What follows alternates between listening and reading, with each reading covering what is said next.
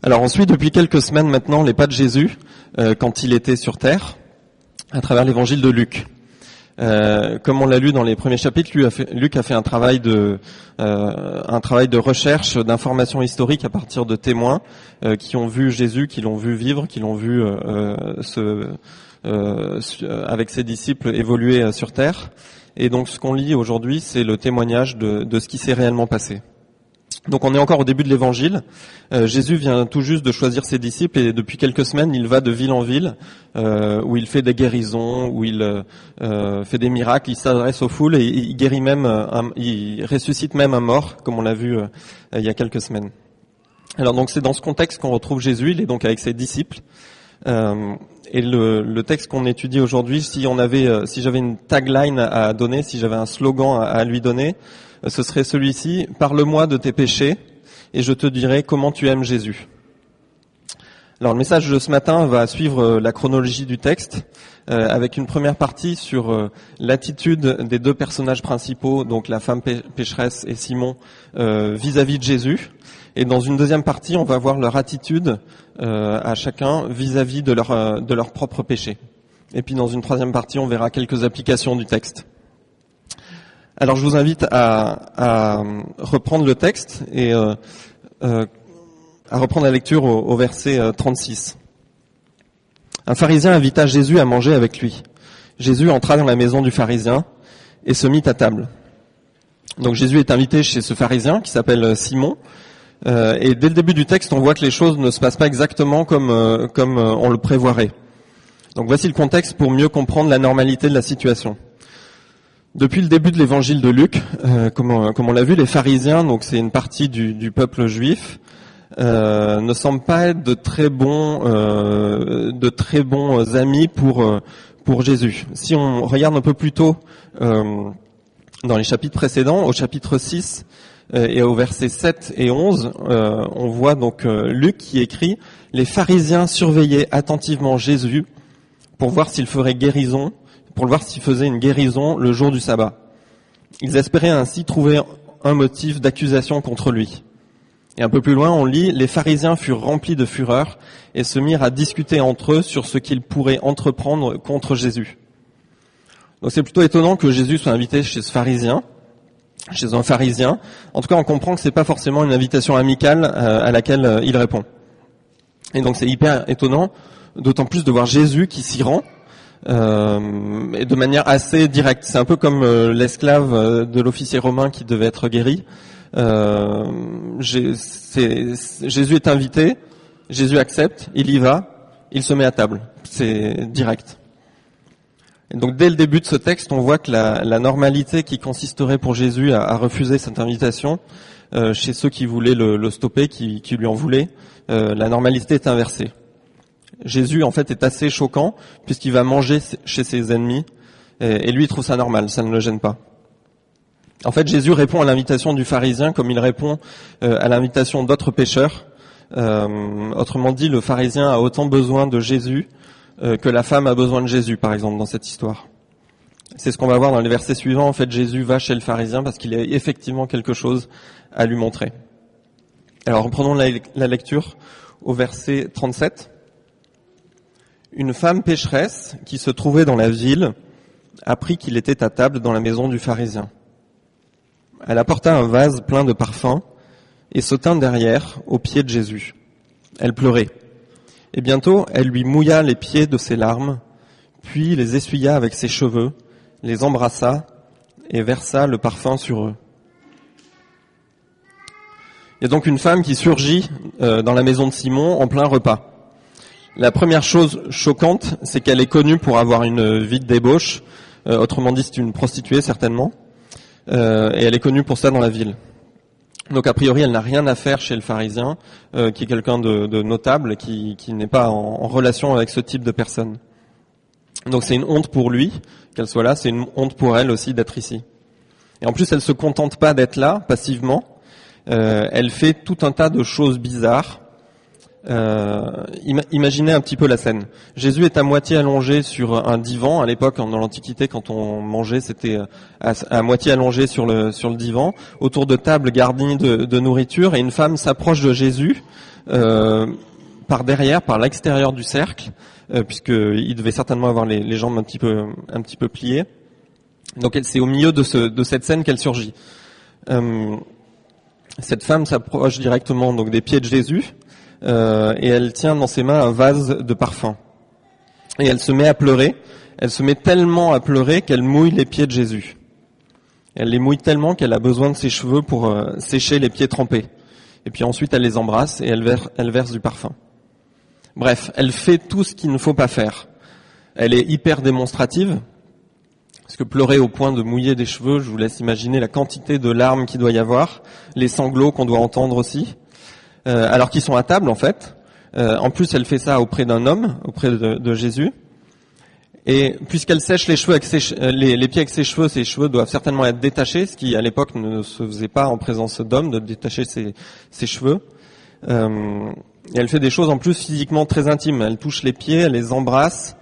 Ça implique une grande proximité physique. Et au-delà de l'aspect démonstratif, ce qu'elle fait a un sens bien précis. En fait, en se mettant aux pieds de Jésus et en pleurant à ce point, cette femme révèle son profond regret pour la vie qu'elle a, pour les péchés qu'elle a commis. Dans le fait d'embrasser les pieds de Jésus, cette femme adresse une requête à Jésus, le pardon, et elle montre également sa soumission, son affection, son obéissance, sa révérence envers Jésus. Alors certains commentateurs expliquent que l'utilisation du parfum a un sens bien précis. En fait, le parfum était contenu dans ce vase en albâtre pour chaque jeune femme et au fur et à mesure de leur vie, avant qu'elles se marient, le vase était rempli petit à petit de parfum et était conservé jusqu'au jour du mariage ou avant le mariage, il était répandu dans la maison des mariés pour qu'il y ait une bonne odeur dans la pièce. Et en fait, si on comprend ça, on comprend que en versant sur les pieds de Jésus ce parfum, elle lui abandonne complètement tous ses rêves, toute sa vie. C'est une femme pécheresse, donc elle se dit que plus personne ne voudra d'elle. Les pieds sont aussi souvent signe de la marche. Et ici, elle démontre en versant le parfum sur les pieds de Jésus qu'elle le reconnaît comme son maître et qu'elle veut désormais le suivre dans ses pas. En fait, elle ne dit pas un mot, je ne sais pas si vous avez remarqué, mais elle ne dit rien en fait dans ce texte, mais par tout ce qu'elle fait, elle dit énormément de choses. Elle a donc le courage de venir à Jésus complètement brisée. Et on verra au verset 50 que si elle a tout abandonné à Jésus, c'est qu'elle a cru en Jésus. On le lira un petit peu plus tard. Alors le verset 39 nous en dit plus sur les intentions de Simon envers Jésus.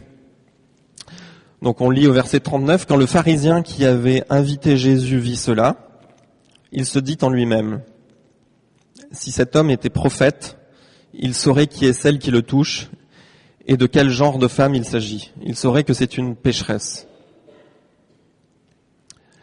Alors ce verset nous montre que Simon est bien dans le même état d'esprit que ses pairs, que les autres pharisiens, cités dans les versets précédents. En fait, il est bien en train de chercher ce qui ne va pas chez Jésus, et on comprend que son invitation en fait n'a pas été faite parce qu'il l'aime ou parce qu'il veut l'honorer.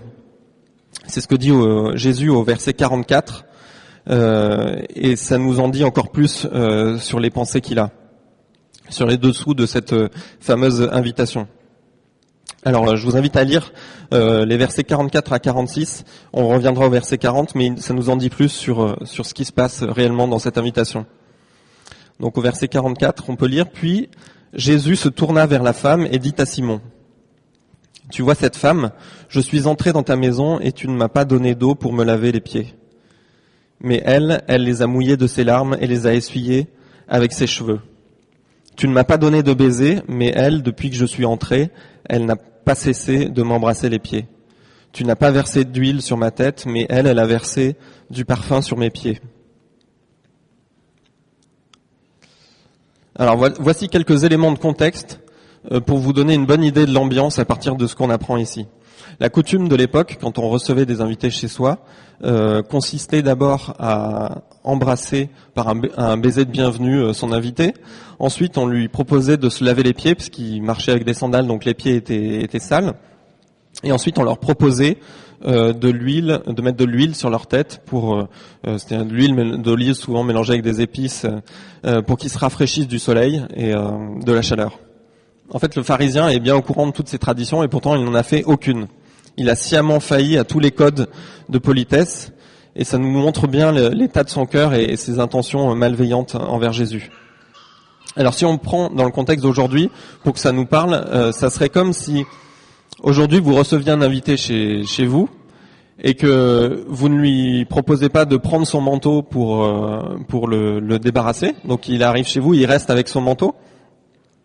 Ensuite vous ne lui parlez pas et vous ne lui proposez même pas d'apéritif.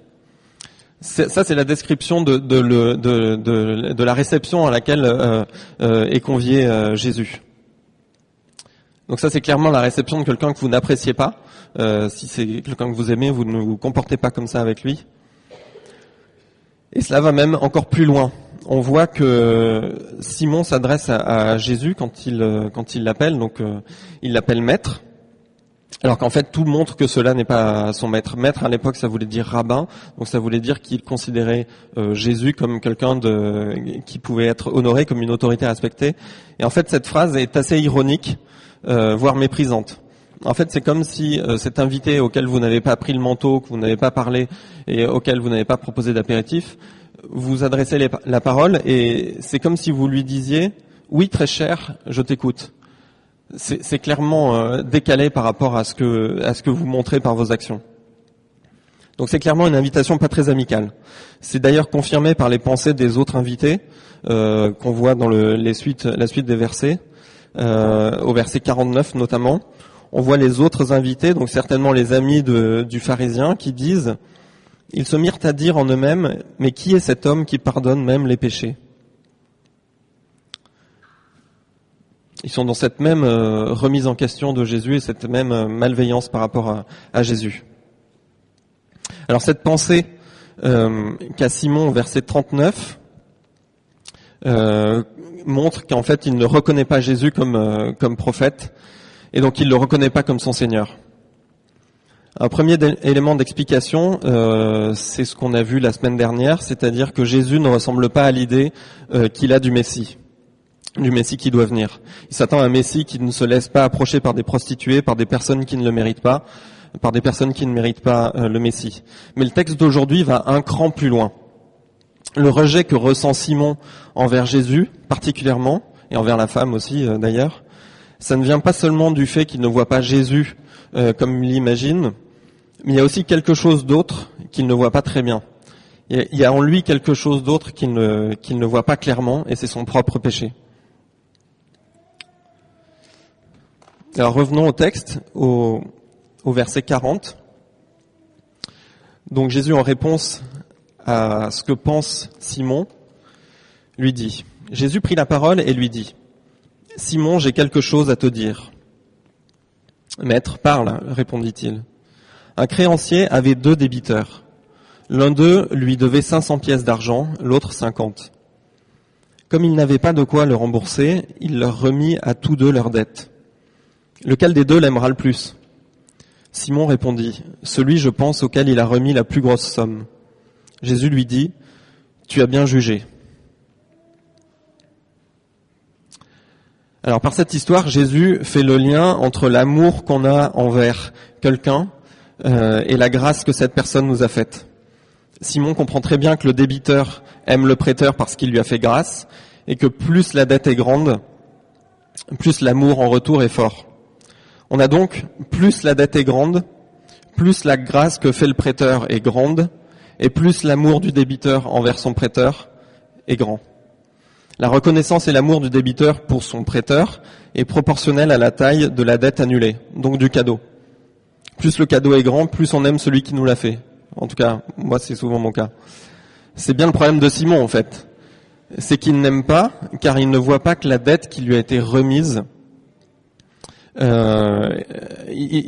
bien là, il ne voit pas sa dette, il ne voit pas son péché en lui, il ne voit pas que son péché crée en lui une dette totalement irremboursable, quels que soient les efforts et les règles auxquels il va s'astreindre.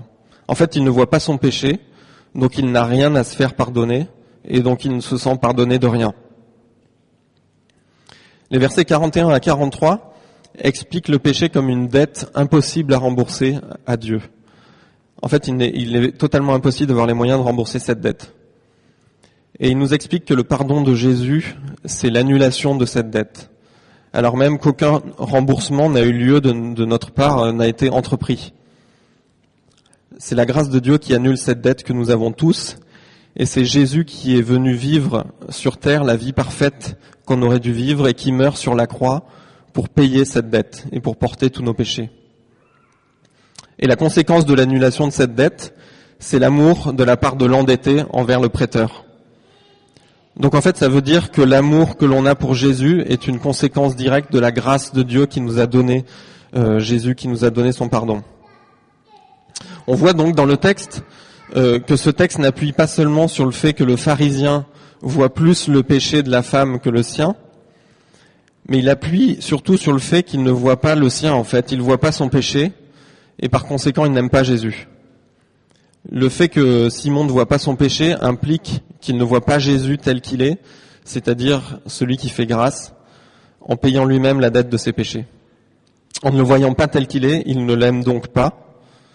En fait, le problème du pharisien, c'est pas d'accepter la femme à sa table ou dans sa maison, mais c'est de voir son propre péché et de se savoir pardonner par Jésus. En fait, le problème de Simon, c'est qu'il n'a pas la même attitude que cette femme.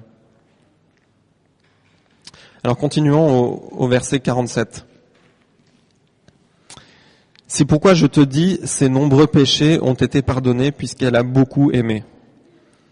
Mais celui à qui on pardonne aime peu. Mais celui à qui on pardonne peu aime peu. Et il dit à la femme, tes péchés sont pardonnés. Alors le verset 47 de ce texte, c'est vraiment la clé de ce texte.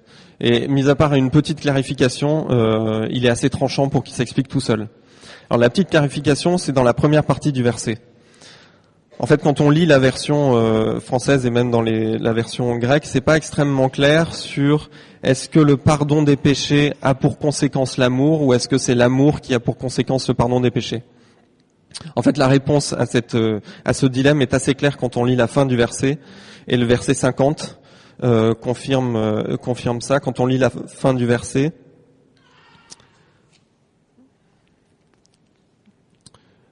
on lit, mais celui à qui l'on pardonne peu aime peu. Et dans le verset 50, on lit, ta foi t'a sauvé, pars dans la paix. En fait, du pardon des péchés vient l'amour et pas l'inverse. Donc le salut ne vient pas de la capacité à aimer, mais de la foi en Jésus. Dans le verset 50, on voit que c'est la foi qui a sauvé la femme, c'est pas l'amour qui l'a sauvée. Et en fait, dans ce texte, il n'est pas question du salut directement, c'est pas la question principale, mais plutôt de la corrélation entre l'amour qu'on reçoit et l'amour qu'on a. Quand Dieu nous montre notre propre péché, c'est pas une condamnation contre nous, mais c'est un acte de grâce.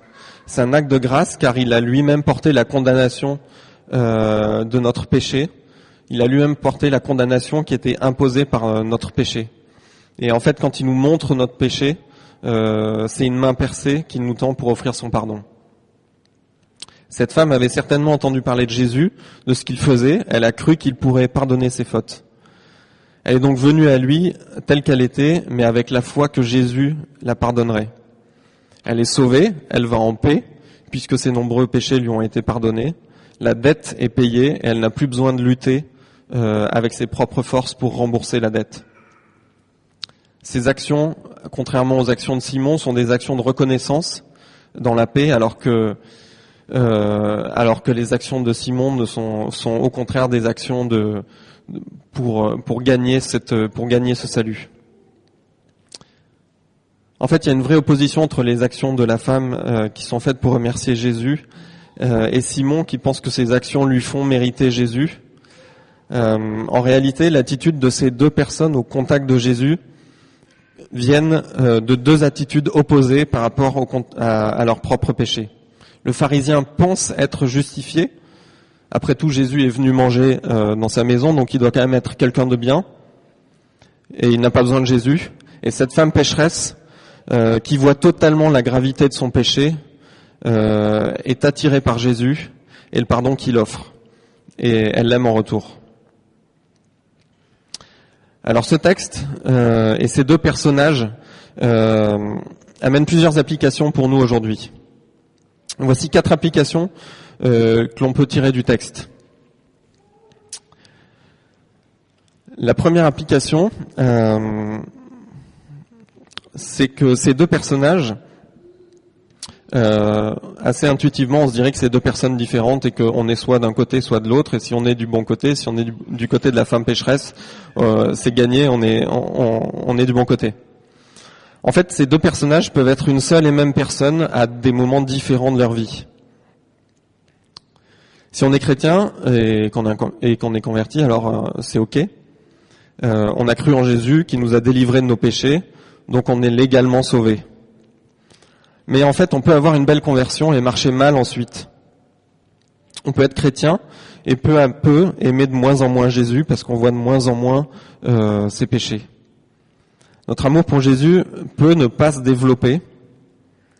On se voit de moins en moins pécheur, donc en fait, on aime de moins en moins Jésus. Et quand on lit le texte, mais celui qui a peu de choses à se faire pardonner ne manifeste que peu d'amour.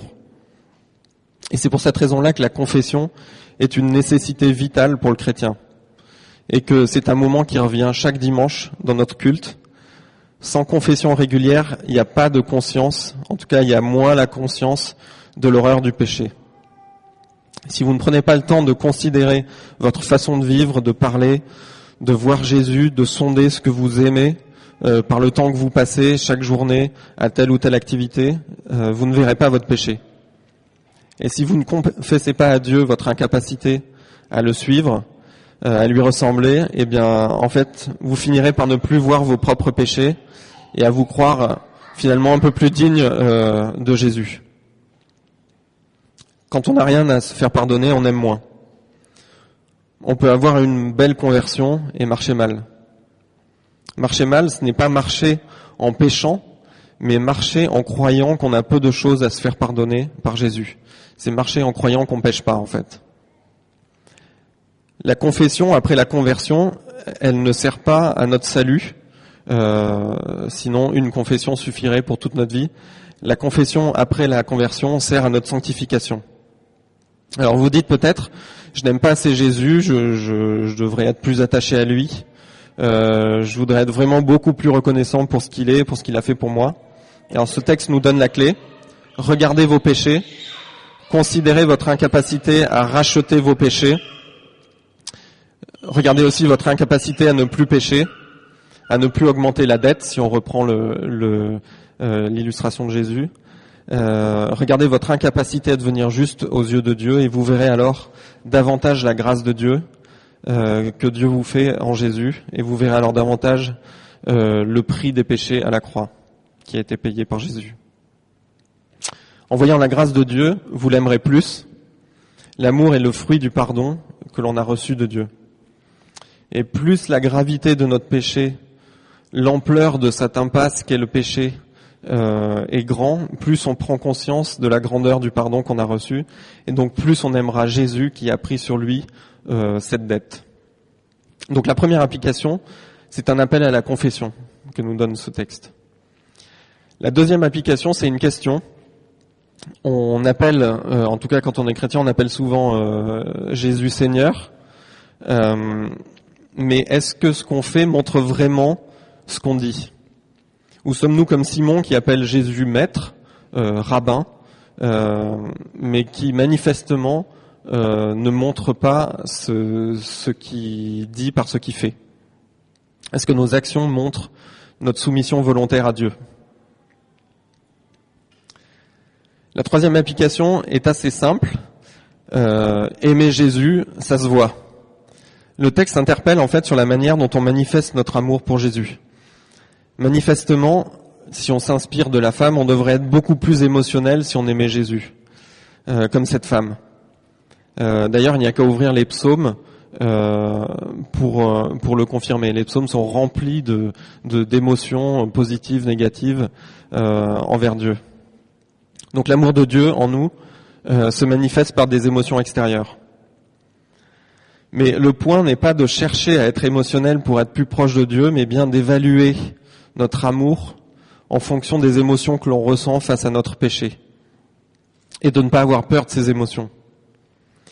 Si vous ne ressentez pas le malaise, si vous ne ressentez pas la tristesse de votre péché et la joie de la grâce de Dieu, alors en fait Jésus et son pardon restent une idée, une belle idée, mais ça reste une idée. Quatrième et dernière application, comment est-ce que vous gérez votre propre péché ? Alors on peut décrire 3 grands types de réactions, il y en a 2 qui reprennent ce qu'on a vu dans la précédence juste avant. La première réaction face à notre péché, c'est d'être dégoûté par notre péché, d'être écœuré par notre péché qui est toujours présent, qui revient, qu'on désire en plus. C'est de savoir le prix que ça a coûté pour Jésus.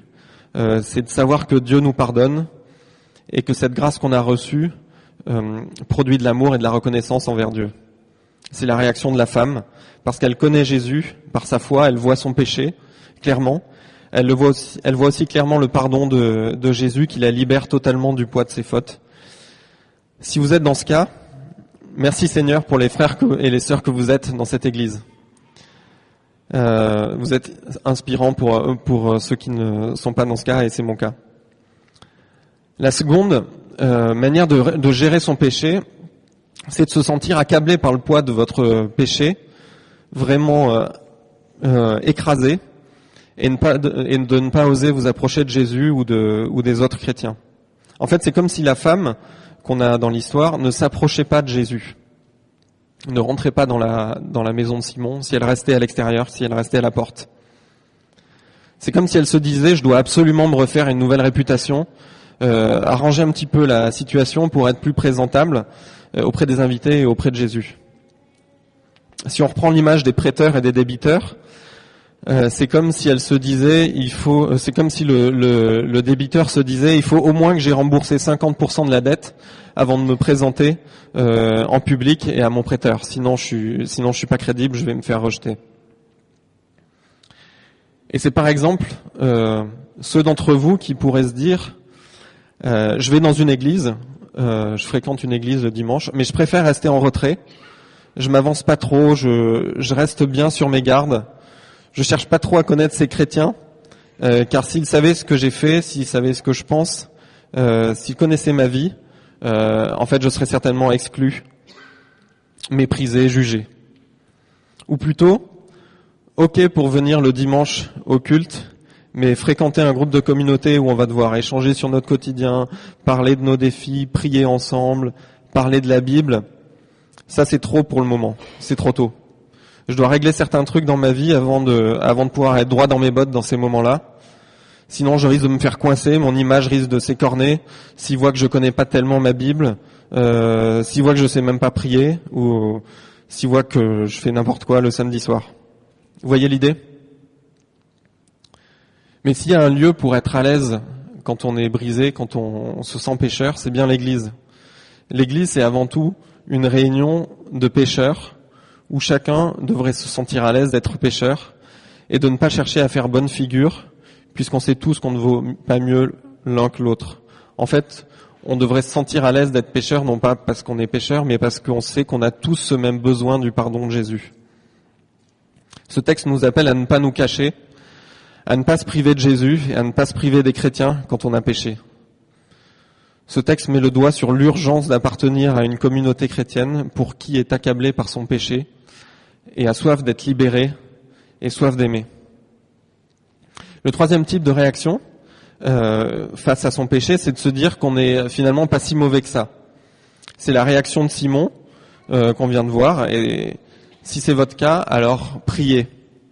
Dites à Dieu que vous lui faites confiance et que s'il dit que votre péché est grave, c'est qu'il est grave. Demandez-lui de vous révéler votre péché afin de l'aimer davantage. Et cela passe par se confesser régulièrement à Dieu, confesser régulièrement à Dieu vos péchés. C'est créer une culture de la confession, une habitude de confesser ses péchés au pied de Jésus. La situation de Simon n'était pas perdue, et c'est la même solution pour tous.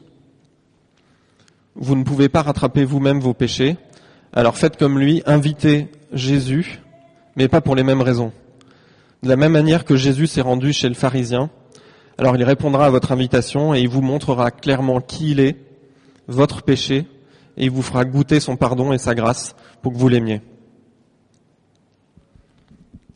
C'est la fin du message, je vais prier avant de terminer. Seigneur, merci pour cette histoire qui nous parle, qui est très claire et qui en même temps pointe le doigt sur ta grâce, sur ton pardon.